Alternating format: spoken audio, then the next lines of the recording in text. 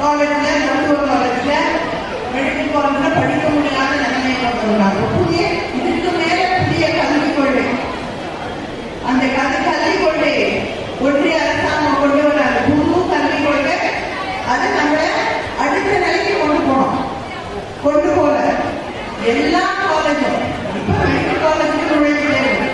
அதுக்கப்புறம் அவங்க கொண்டு வர அந்த புது சட்டத்துல எல்லா கல்லூரிக்கும் பிஏ படிக்கணும்னா, பிஎஸ்சி படிக்கணும்னா, பிகாம் படிக்கணும்னா, இன்ஜினியரிங் படிக்கணும்னா, எதுக்கு படிக்கணும்னா, ஹிஸ்டரி படிக்கணும்னா கூட, எக்கனாமிக்ஸ் படிக்கணும்னா கூட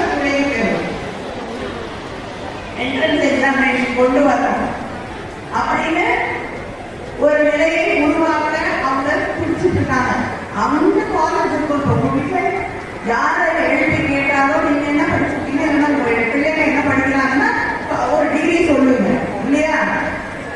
ஆனா அந்த சட்டத்தை கொண்டு வந்துச்சுன்னா மோடி அரசாங்கம் நம்ம வீட்டில் இருக்கக்கூடிய எந்த பிள்ளையும் காலேஜுக்கு போக முடியாத ஒரு நிலையை உருவாக்கி காட்டுவார்கள்.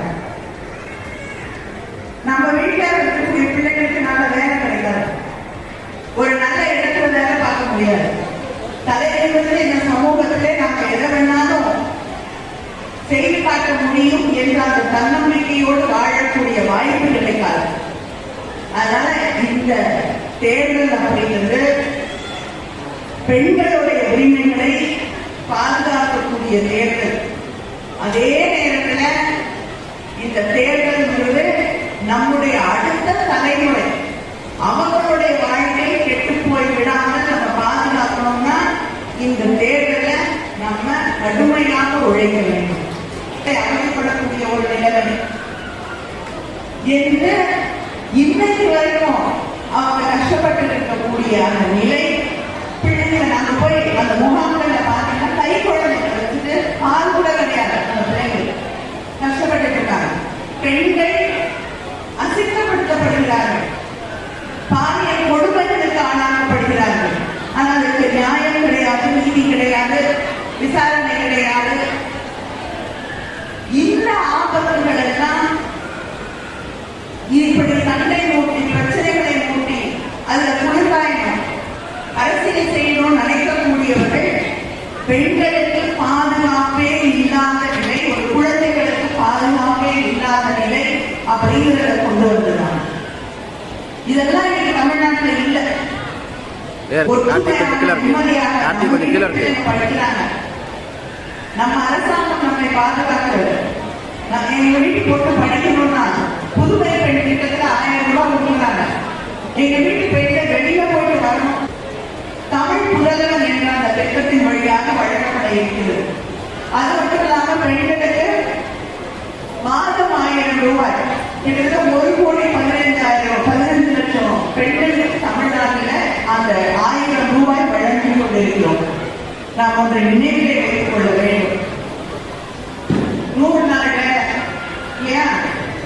கிராமப்புறங்களில் இருக்கக்கூடிய அங்கே வாழக்கூடிய மக்களுக்கு ஒரு 100 நாளாவது விவசாய வேலை இல்லாத நாட்டில் வேலை கிடைக்கணும்ன்றதுனால அந்த 100 நாள் வேலை காங்கிரஸ் அரசாங்கம் இருக்கும் பொழுது நம்ம அந்த அரசுல ஒரு அனுமதி அதன் போது கொண்டு வரப்பட்டது.